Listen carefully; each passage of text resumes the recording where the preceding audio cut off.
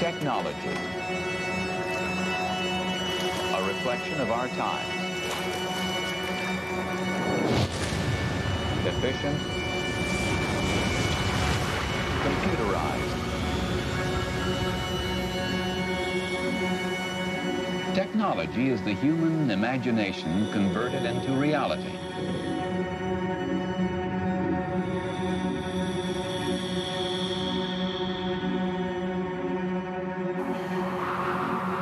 Depuis 2 siècles, depuis le début de l'industrialisation, quelque chose d'immense est en train de s'opérer.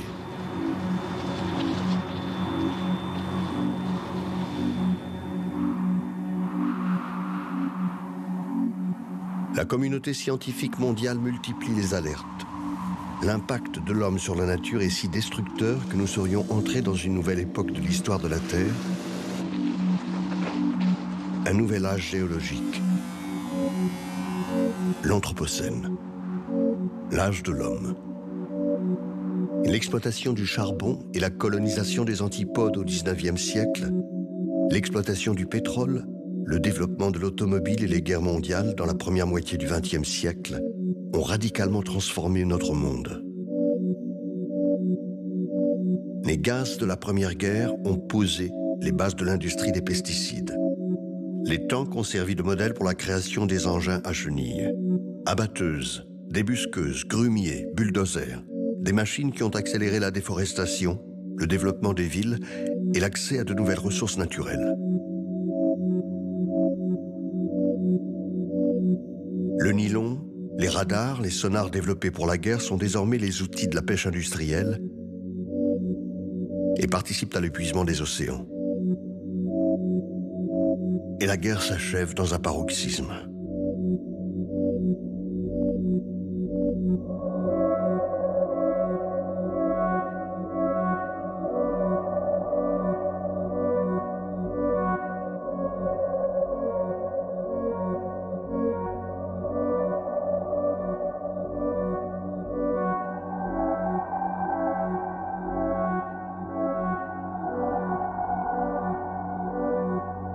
Après les ravages d'Hiroshima et de Nagasaki, scientifiques et politiques américains réalisent que le nucléaire pourrait bien leur ouvrir de nouveaux horizons.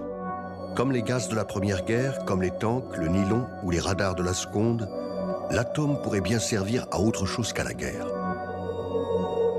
L'homme a enfin acquis un outil décisif pour transformer la Terre. La puissance atomique est désormais le plus parfait symbole de la démesure humaine.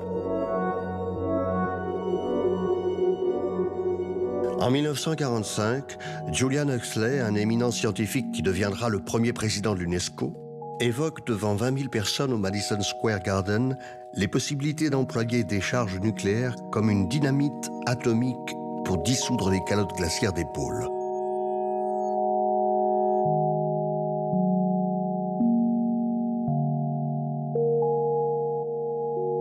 D'autres personnalités de l'époque parlent d'abattre des montagnes, de déplacer le cours des rivières, d'irriguer les déserts, de mettre la vie dans des régions où l'homme n'a jamais mis le pied, d'exploiter les minerais inaccessibles et encore de modifier le climat.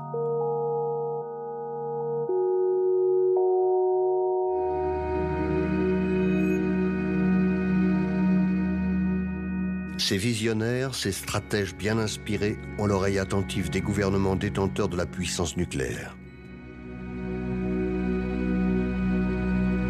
En 1957, le directeur de la Commission de l'énergie atomique des États-Unis, un certain Lewis Strauss, lance l'opération Plowshare.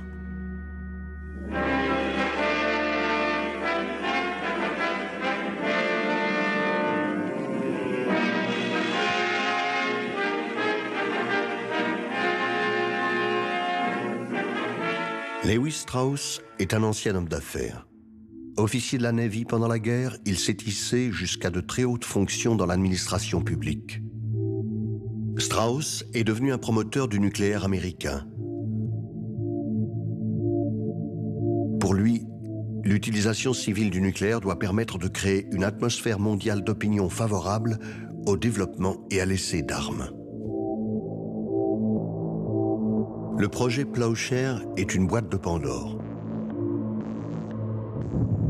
Les promesses folles du feu, des radiations, des explosions pourraient bien s'en échapper. Enormous energy, relatively inexpensive, compact and easily transportable.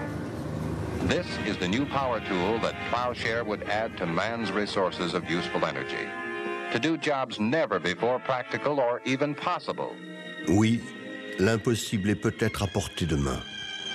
Le nucléaire, puissance de mort et de destruction, pourrait servir l'homme et le rendre encore plus grand, encore plus fort dans son combat contre la nature. What are these actual applications? Some will be dramatic in their effect, as nuclear explosions move huge masses of earth in excavation jobs, reshaping the geography of the land in dimensions never before possible to meet the needs of man. Needs he can see as he struggles against the geography nature has pitted against him.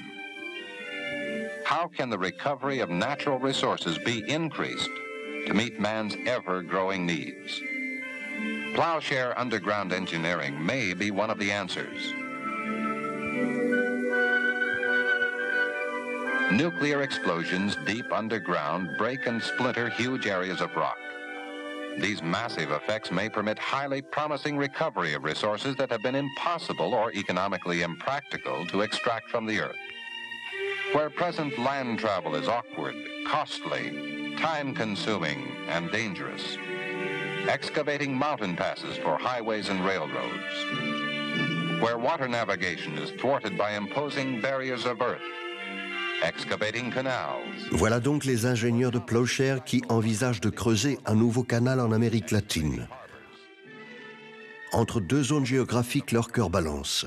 Ce sera au Panama, à l'aide de 300 bombes nucléaires, ou bien en Colombie, en enterrant 764 charges nucléaires. Ils réfléchissent à utiliser la bombe H pour réaliser un port artificiel au Cap Thompson, en Alaska. Ils planifient de construire une autoroute à travers les Bristol Mountains, dans le désert du Mojave, en faisant exploser 22 engins nucléaires.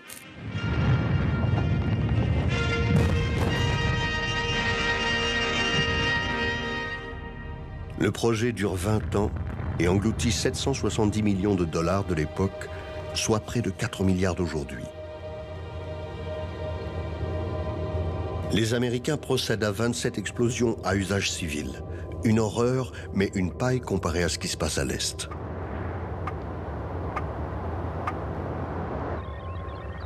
Forcément, de l'autre côté du monde, les Soviétiques ne laissent pas les Américains courir seuls en tête.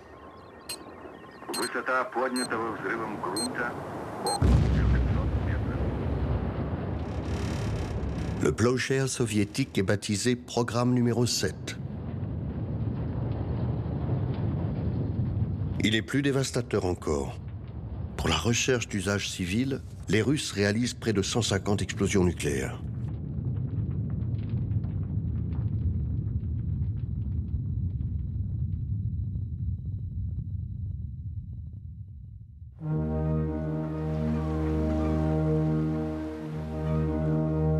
Le milieu du XXe siècle marque le début de ce que les penseurs de l'Anthropocène nomment la grande accélération. C'est un point de bascule pour la planète, un changement de régime d'existence de la Terre. C'est l'aube. C'est l'époque du pétrole peu cher, du plastique omniprésent, de l'amiante, du béton qui coule en masse, de centaines de milliers de nouvelles molécules chimiques et de biocides. C'est un point de bascule pour la déforestation, le climat, l'acidité et l'épuisement des océans. C'est enfin le début de la consommation de masse qui s'étendra bientôt à des millions, puis à des milliards de personnes.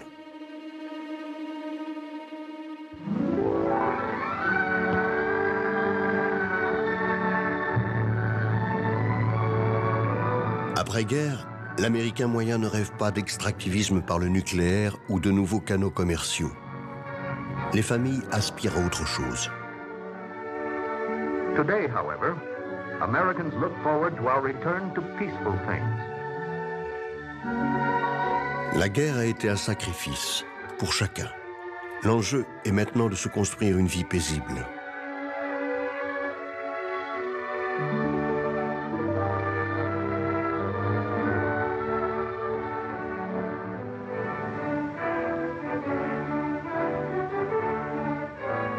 Mais dans l'Amérique de l'après-guerre, la pénurie de logements est immense. Et pour cause. Pendant le conflit, tous les programmes de construction ont été gelés. La priorité était à l'industrie de l'armement.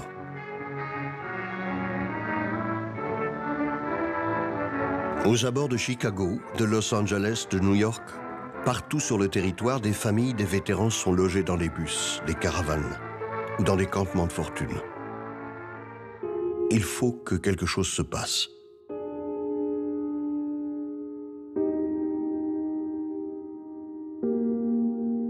Et un promoteur, qui lui aussi revient du front, va devenir l'homme providentiel. William Leavitt a passé 4 années dans une unité du génie chargée de construire et d'aménager les installations militaires sur les théâtres d'opération.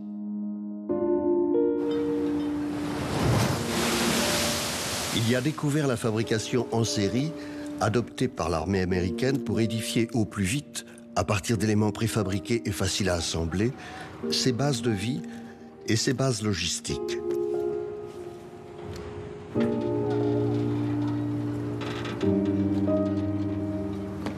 C'est ainsi qu'au retour de la guerre, William Leavitt va concevoir et mettre en œuvre un nouveau système pour bâtir.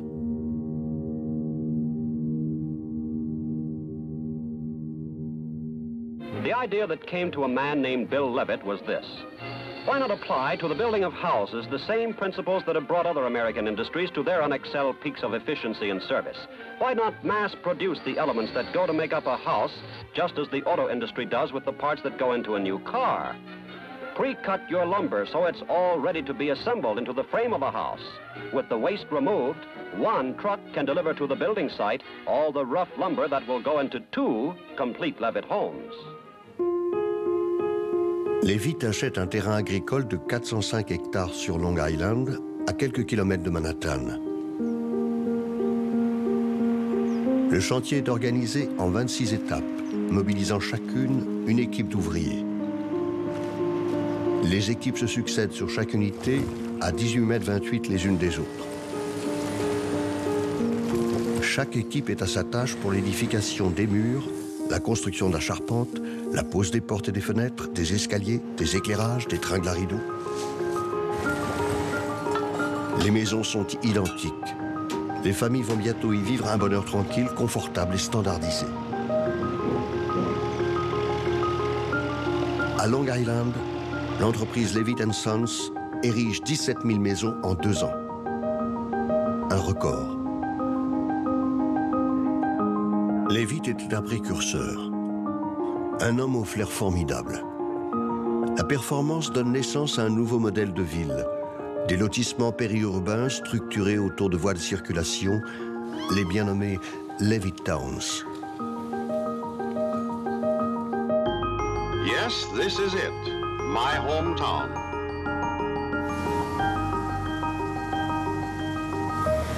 Pour encourager l'accès au logement, l'État met en place un système de garantie des prêts immobiliers.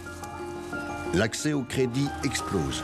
Les prêts à 30 ans rendent accessible le rêve périurbain pour moins de $60 par mois, soit 3 jours de salaire d'un ouvrier. Soudainement, pour des millions d'Américains, acheter en banlieue devient moins cher que de louer en ville.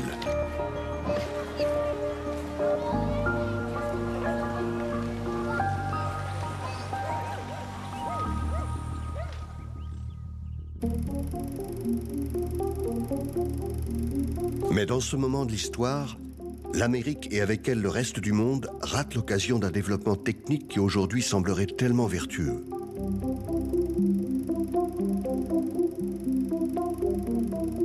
Pendant la guerre, le gouvernement américain a largement financé des programmes de recherche sur les maisons solaires.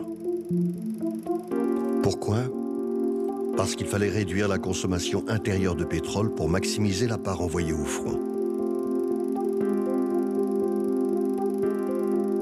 En 1948, Maria Telkes, une brillante biophysicienne du MIT, met au point une maison solaire autosuffisante à 75%.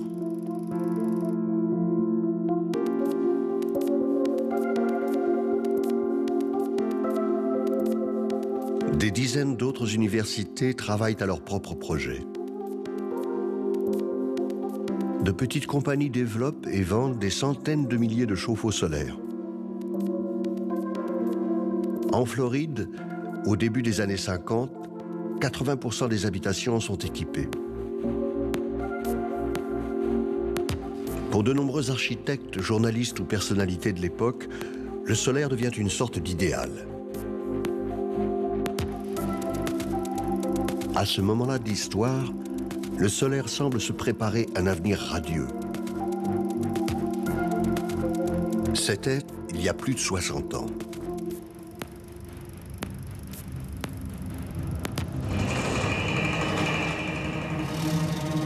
C'est l'aberration de l'électricité produite au charbon qui va pourtant s'imposer. Les fournisseurs d'électricité et les grandes entreprises d'équipements électriques comme General Electric ou Westinghouse, soutenus par les producteurs de charbon et les compagnies ferroviaires qui le transportent, n'ont aucun intérêt à ce que le solaire s'impose. Ils vont donc organiser et financer ensemble des campagnes marketing nombreuses et efficaces. I never realized there were so many electric servants myself. There are lots of them. And one at a time or all together, they make quite a difference in the way we live. That's why every housewife wants them. The latest models with the newest improvements. Because she knows that you really begin to live when you live better. Electrically. You can make your family's life much brighter. You will find your work much lighter. It's as easy as can be to live better electrically. Il ne s'agit plus seulement de chauffer les maisons, il faut aussi être capable de les refroidir. Le climatiseur fait son apparition. La promesse de la maison électrique invite à un confort nouveau. Les industriels de l'électricité se vendent en inventeurs du futur et se rapprochent de Leavitt et de ses amis. Do it for you. You can have your cake and you can eat it. Make life sweet, it's hard to beat it. What a thrill to be so free when you live electrically. Pour que le chauffage, la climatisation et le tout électrique deviennent la norme, les grands fournisseurs et équipementiers de l'électricité concluent des deals avec les promoteurs pour équiper leurs lotissements en imposant aux acheteurs le raccordement à leur réseau électrique.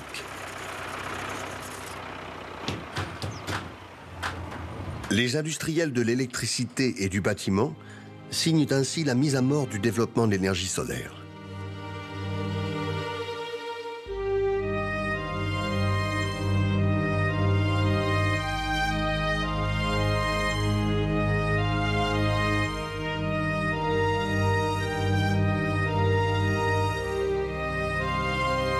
La grande accélération qui fait définitivement basculer le monde dans l'Anthropocène ne s'explique pas seulement par la croissance démographique, l'incroyable dynamisme des sciences, des techniques et le talent des grandes entreprises à vendre leurs produits.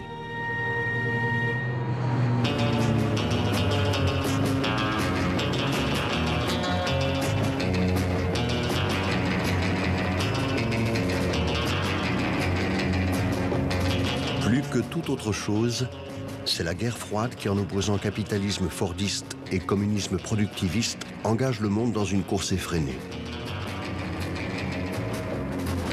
De part et d'autre du rideau de fer, chaque bloc doit assurer à sa population un niveau de vie et de consommation propre à stabiliser l'ordre social et à assurer la victoire militaire, économique, culturelle et politique.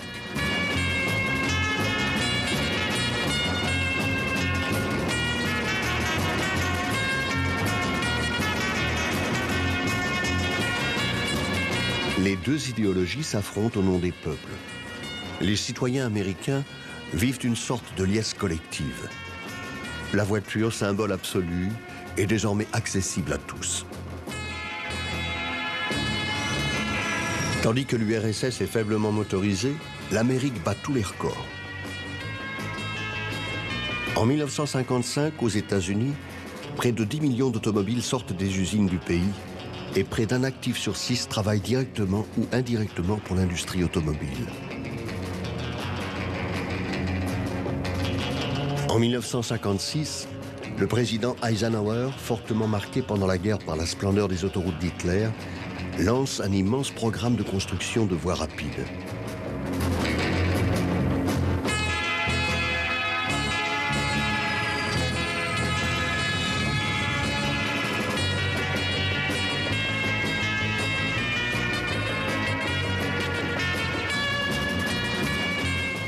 this plan, there will be no intersections.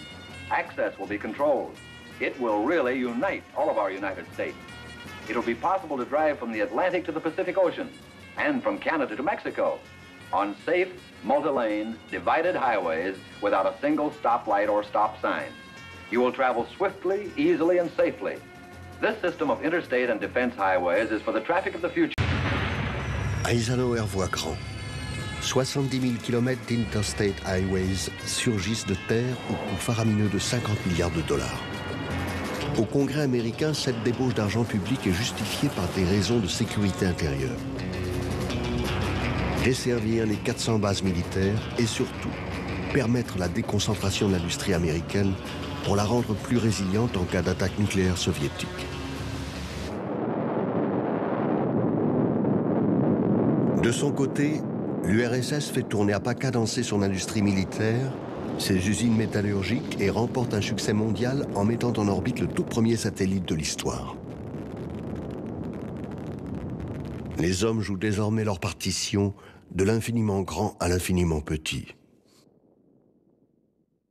Everything in the world, you know, is made up of molecules, and some of the most useful are those that form versatile plastics, like Alathon, Delrin, Lucite, Teflon. Here's what we need. Oh, my. Molecules.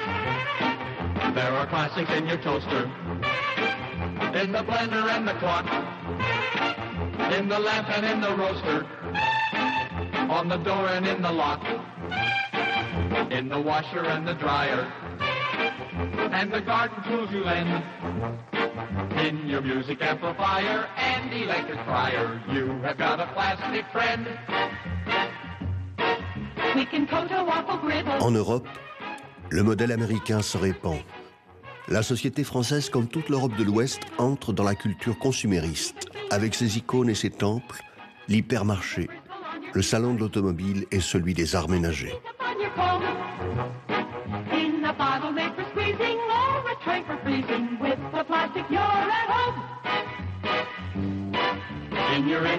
La consommation de masse alimente la forte croissance économique et celle encore plus forte des émissions de CO2.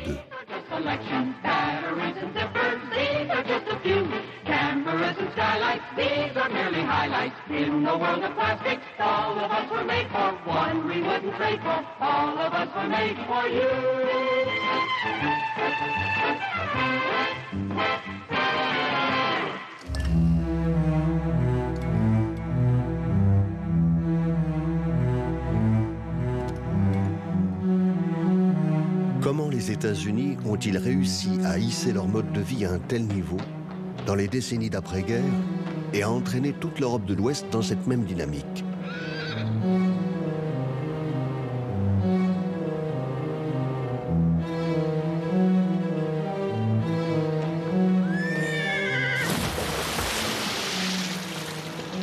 Pour comprendre ce qui s'est passé, il faut revenir de nouveau dans l'immédiate après-guerre. Entre 1939 et 1945, le produit national brut américain a quadruplé. À la fin de la guerre, tandis que l'Europe est ruinée, les États-Unis possèdent d'immenses stocks de devises. Ils produisent et consomment 60% du pétrole mondial, assurent 60% de la production industrielle du globe et pèsent un tiers du PIB mondial. Mais cela peut-il durer ?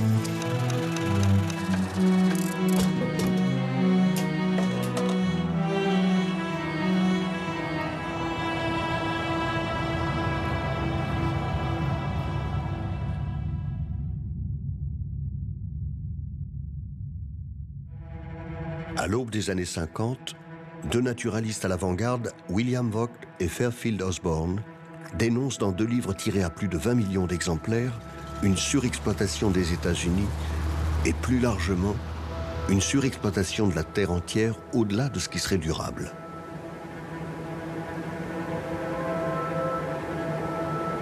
Les deux naturalistes invitent l'espèce humaine à cesser son combat contre la nature.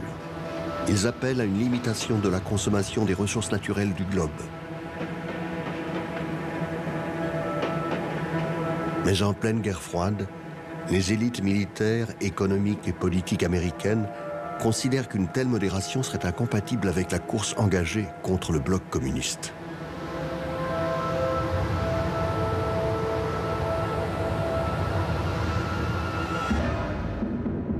En 1951, le président Truman prend le dossier en main. Il commande un rapport à une commission parlementaire dirigée par William Samuel Paley, un homme d'affaires et de médias. Truman veut que la commission réfléchisse à l'approvisionnement américain en matières premières sur le long terme. Après plusieurs mois de travail, la commission Paley propose de mobiliser les ressources mondiales pour sécuriser l'Occident, tout en préservant les ressources américaines pour le futur. Les alertes des naturalistes sont balayées. La croissance doit se poursuivre coûte que coûte.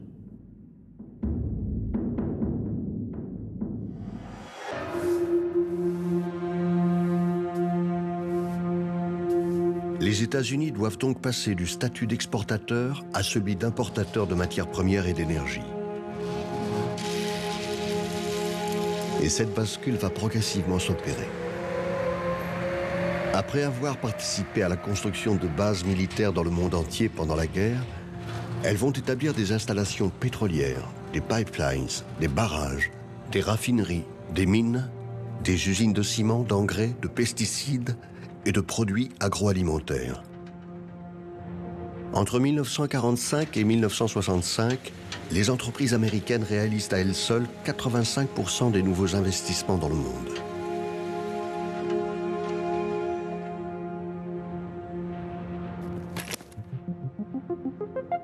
Depuis longtemps déjà, les pays capitalistes industrialisés avaient la main sur de nombreuses ressources en Asie, en Afrique, en Amérique et au Moyen-Orient. De ces territoires coloniaux, l'Europe a déjà profité sans mesure. Mais là, dans le contexte de guerre froide et de course au progrès, l'exploitation des pays du Sud change d'échelle. Les États-Unis et l'Europe occidentale drainent de plus en plus massivement les matières premières du reste du monde. Uranium, aluminium, pétrole, bois, produits agricoles. Dans cette fuite en avant, le bloc de l'Est doit lui aussi se mobiliser. Les investissements entamés pendant la guerre dans l'industrie lourde et l'industrie militaire se poursuivent. L'URSS exploite intensivement son territoire et ses ressources. Un emballement productiviste qui débouche progressivement sur les catastrophes écologiques que l'on connaît. La dévastation de la mer d'Aral, les pollutions au charbon, les contaminations nucléaires sur son propre territoire. Le reste du monde est la chasse gardée de l'Occident. Au fil des décennies, l'Afrique, le Moyen-Orient et l'Amérique latine sont vidés littéralement de leurs matières premières au profit des pays occidentaux qui n'en finissent plus de vivre de plus en plus confortablement. L'exploitation massive des ressources des pays pauvres dégrade leur propre cadre de vie en y accumulant de nombreuses nuisances, déchets d'extraction minière, pétrolière et déforestation. C'est ce qu'on appelle aujourd'hui l'échange écologique inégal. On consomme dans les pays riches, on exploite et on pollue dans les pays pauvres.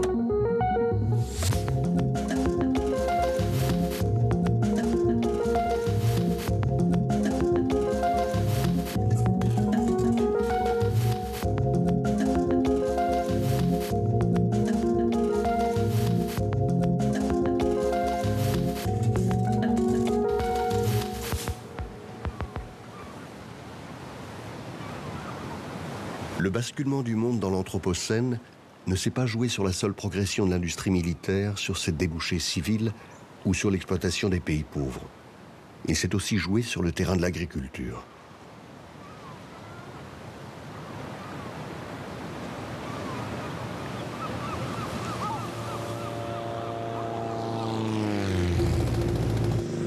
Les prémices de l'agriculture que l'on connaît aujourd'hui se sont développées entre les deux guerres. Cette époque pendant laquelle les chimistes ont développé les premiers pesticides et la production industrielle d'engrais azotés. Une période pendant laquelle les agronomes et les généticiens ont développé des variétés de céréales sélectionnées, propres à supporter ces pesticides et engrais, et suffisamment homogènes pour permettre la récolte mécanique.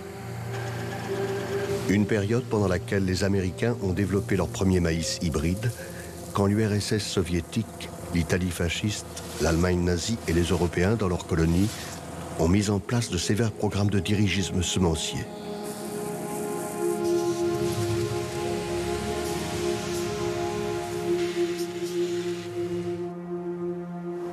Mais l'agriculture qui préfigure l'agro-industrie d'aujourd'hui va véritablement commencer son extension dans le reste du monde et particulièrement dans les pays en voie de développement grâce à la philanthropie de la Fondation Rockefeller. Une fondation qui agit dans de nombreux domaines tels que l'éducation, la culture, la médecine, la biologie et l'agriculture. Au début des années 40, le vice-président des États-Unis, Henry Wallace, demande à la Fondation Rockefeller d'aider le gouvernement mexicain dans son développement agricole. Le Mexique peine en effet à nourrir sa population. Pour le gouvernement américain, comme pour les Rockefeller d'ailleurs, c'est un problème. Une famine au Mexique pourrait déboucher sur des instabilités politiques et risquerait de porter atteinte à leurs investissements massifs dans cette région du monde. La Fondation propose de réformer en profondeur les habitudes des paysans mexicains en important les méthodes de l'agriculture industrielle américaine, semences sélectionnées, irrigation et mécanisation. Many Mexican cattlemen, like Mr. Gonzalez, who owns this farm, have improved the breed of their animals. Yet their milk production is far below what they should expect. Mr. Gonzalez has asked the advice of a good friend, his agricultural extension agent. The station researcher gives Mr. Gonzalez some stalks and explains to him how to plant the grass on his own farm.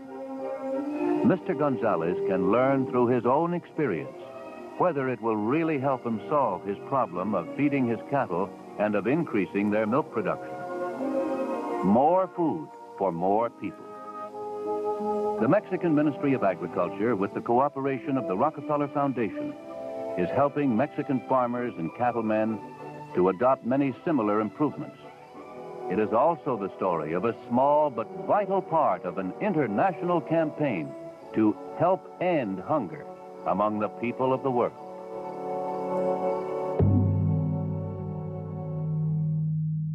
Le programme de la Fondation Rockefeller débute en 1941 avec des semences de maïs hybrides.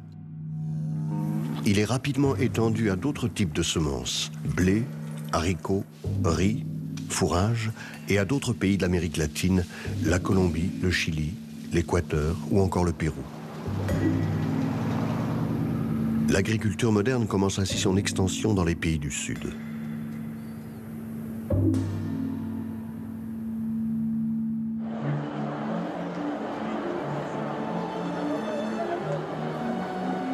Le programme mexicain va en inspirer un autre, plus vaste, plus stratégique encore. Cette fois, nous sommes à la fin des années 50, en pleine guerre froide. L'Inde est enlisée dans une importante crise alimentaire. L'augmentation de la production agricole n'a pas suivi l'accroissement rapide de la population et la guerre a laissé des cicatrices. Pour l'Occident, cette crise est un danger. Elle pourrait déboucher sur une révolution rouge, une préoccupation qui s'invite dans la campagne électorale américaine. What areas do you see where the United States might take the offensive in a challenge to communism over the next 4 to 8 years? I believe that India represents a great area for affirmative action by the free world. India, under a free society, has been making some progress. But if India does not succeed, with their 450 million people, if she can't make freedom work, then people around the world are going to determine, particularly in the underdeveloped world, that the only way that they can develop their resources is through the communist system.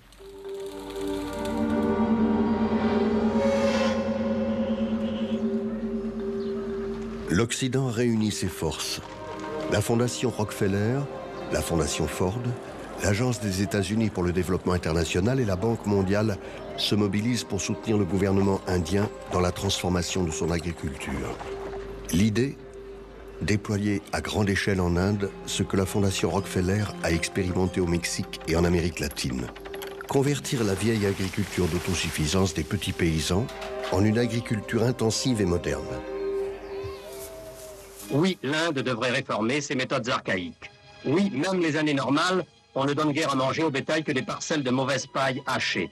Oui, il faudrait secouer dans certaines régions le fatalisme et l'apathie des hommes, qui se contentent d'attendre l'assistance du ciel et de regarder travailler leurs femmes.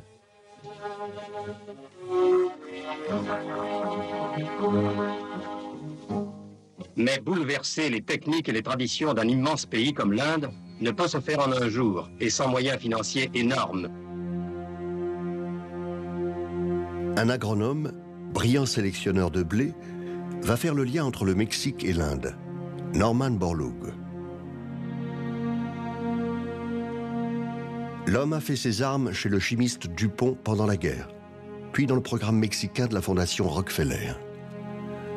Là, il a mis au point un blé à très haut rendement, un blé global susceptible d'être cultivé sur tous les continents.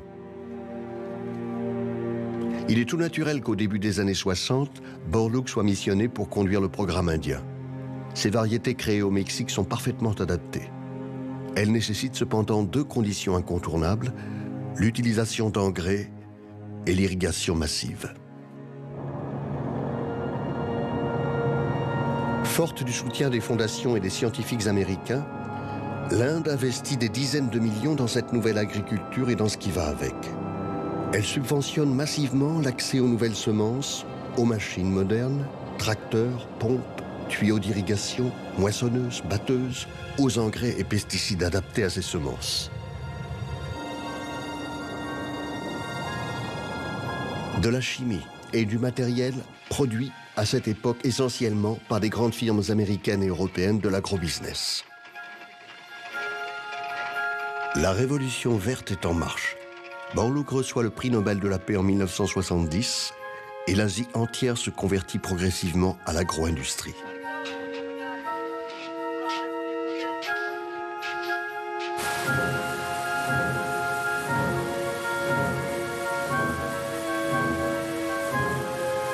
Le modèle Borlaug a permis une indéniable augmentation de la production agricole indienne, mais il n'a pas profité à tous. Il a favorisé les agriculteurs qui avaient les moyens d'investir pour devenir des entrepreneurs de l'agriculture. Il a favorisé une agriculture d'exportation massive, plus qu'une agriculture propre à nourrir les populations locales. Des économistes et des historiens affirment qu'à moyens égaux, il aurait été possible de faire mieux pour la sécurité alimentaire indienne en tablant sur le développement de la petite paysannerie.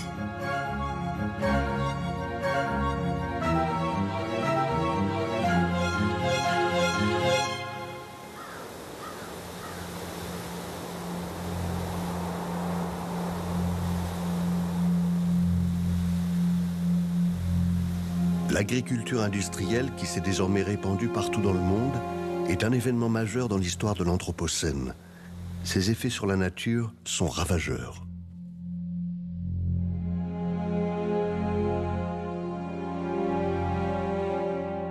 Le modèle consistant à cultiver la même variété championne sur des millions d'hectares et dans le monde entier a causé la disparition de milliers de variétés cultivées traditionnellement. Il a drastiquement augmenté la consommation d'eau pour l'irrigation, comme l'utilisation des engrais et des pesticides. Il a produit un appauvrissement des sols quand ce n'est pas une stérilisation totale. L'agriculture industrielle est par ailleurs extraordinairement gourmande en énergie fossile. Il faut du pétrole, beaucoup de pétrole pour alimenter les machines agricoles, produire les engrais et transformer les aliments. Au début du 19e siècle, en Europe occidentale, une calorie dépensée permettait d'obtenir 5 à 12 calories alimentaires.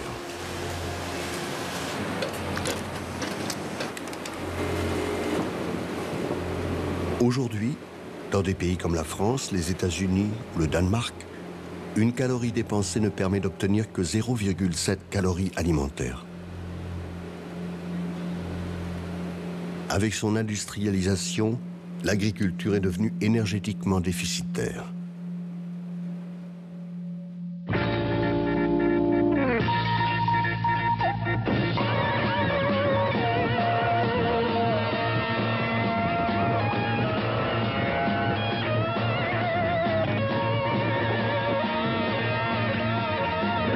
les années 70 aux États-Unis, les carcans se fissurent et l'armée américaine largue plus de 70 millions de litres d'agent orange sur le Vietnam. Il s'agit toujours de chimie, mais il ne s'agit plus de production agricole. Classées parmi les armes réputées incapacitantes, on les utilise à des fins dites humanitaires, puisqu'elles permettent théoriquement de débusquer l'ennemi sans le tuer. Mais le monde scientifique pousse un cri d'alarme pour dénoncer la menace que fait peser sur la vietnamienne l'usage intensif de produits chimiques dont on ne connaît pas tous les effets sur l'équilibre de la nature.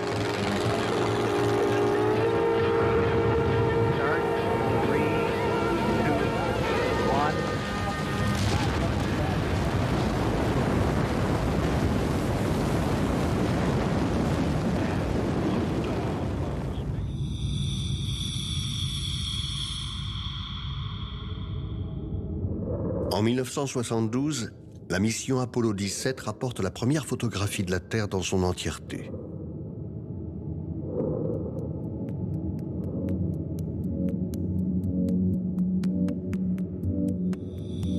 L'image devient rapidement l'emblème d'un monde clos, fini, d'une planète fragile.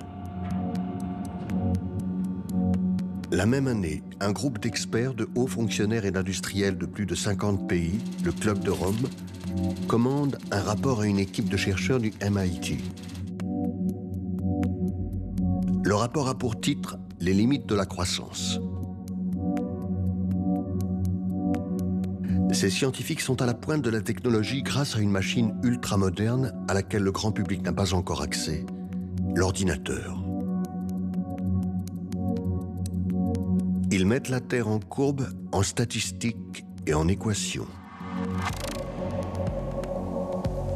Le rapport élabore 13 scénarios pour le futur et alerte sur un effondrement de la civilisation industrielle au XXIe siècle. Les causes de cet effondrement, la pollution, le manque de ressources et la surpopulation. L'idée des limites à la croissance est formulée pour la première fois au plus haut niveau par les élites du capitalisme.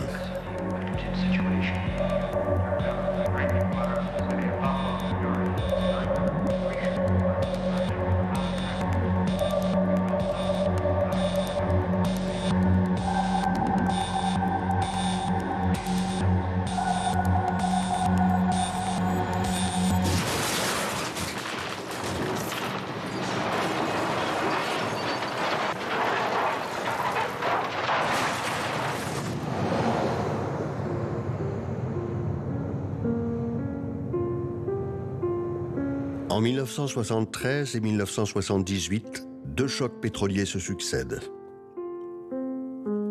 L'Amérique en sort sonnée.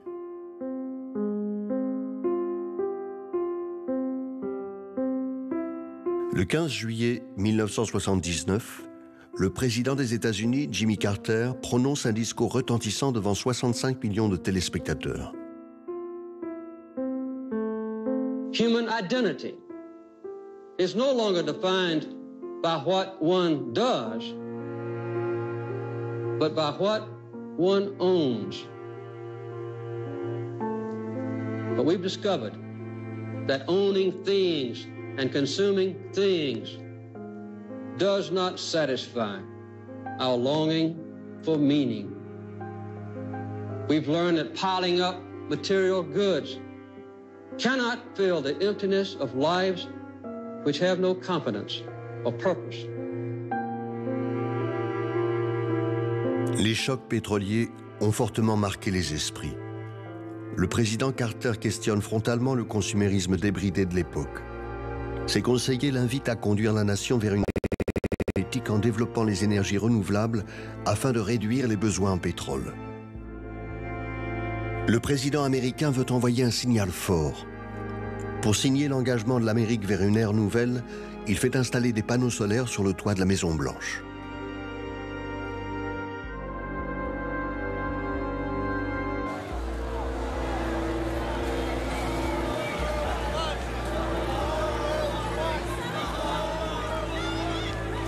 Carter et ses conseillers sont effectivement dans leur temps. Depuis plusieurs années, quelque chose gronde dans la société américaine comme en Europe. Quelque chose qui ressemble à un réveil écologique. Quelque chose qui n'est en fait que le prolongement des alertes du passé.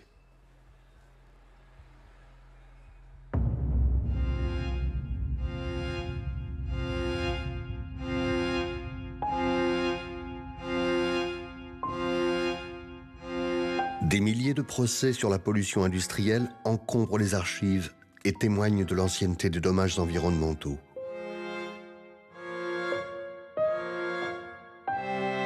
Les bilans comptables des usines chimiques montrent que chaque année, les industriels dédommageaient leurs voisins pour les récoltes perdues et pour la dégradation de leur environnement.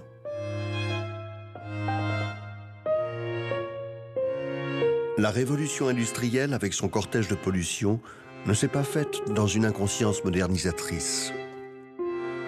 Les médecins du XVIIIe et XIXe siècle faisaient de l'environnement le déterminant essentiel de la santé. Dans toute l'Europe de la révolution industrielle, les riverains des usines se mobilisaient contre les pollutions. En ville, les polices portaient une attention scrupuleuse à la qualité de l'air, surveillaient étroitement les ateliers, leurs fumées et leurs écoulements. Décennie après décennie, 2 siècles durant, les alertes n'ont jamais cessé. Et dans les années 70, certains ont cru que tout allait enfin changer. On connaît la suite. In this present crisis, government is not the solution to our problem. Government is the problem. Les lobbies industriels s'organisent contre le mouvement écologiste et les régulations environnementalistes.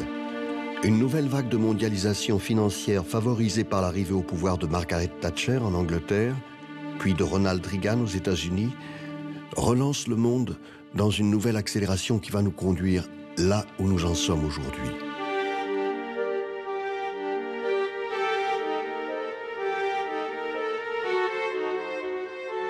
Les hommes et les femmes que nous sommes deviennent chaque jour des consommateurs de plus en plus gourmands, compulsifs et nombreux. Les pays riches ont dopé leur économie malgré une stagnation de leur productivité et des salaires par un surcroît de consommation permis par l'endettement, les prix bas du pétrole, des matières premières et de la main-d'œuvre asiatique. La Chine, l'Inde, le Brésil sont devenus les ateliers et les greniers du monde. Ils sont désormais aussi de gigantesques producteurs de CO2 et de pollution multiples.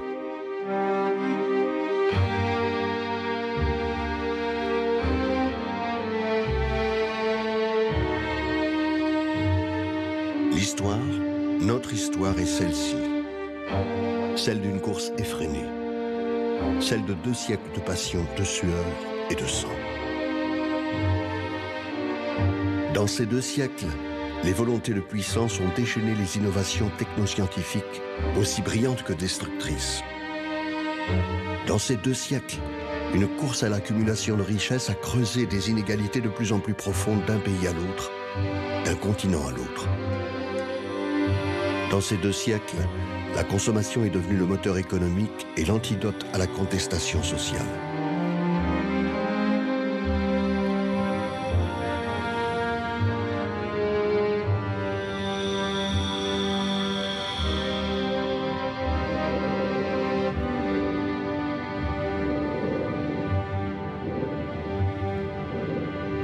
Les 1400 milliards de tonnes de CO2 invisibles, prisonnières de la basse atmosphère, sont bel et bien là. La biodiversité décline. Les gros émetteurs de CO2 sont aujourd'hui les 20% d'hommes et de femmes les plus riches de la planète. Le mode de vie développé depuis le début du 19e siècle par la bourgeoisie des pays industriels et colonisateurs est devenu le quotidien globalisé d'1/5 de notre monde. Aujourd'hui, la consommation de charbon continue de croître. Celle du pétrole vient pour la première fois de passer les 100 millions de barils par jour. Et puis, on réalise peu à peu que la production massive des panneaux solaires est extrêmement gourmande en produits miniers, et notre infrastructure numérique de plus en plus vorace en énergie. La promesse de salut de la planète par ces technologies dites vertes et par la dématérialisation rappelle de plus en plus la promesse de sauver les forêts et le climat grâce au charbon du début du 19e siècle. L'Anthropocène est peut-être un point de non-retour.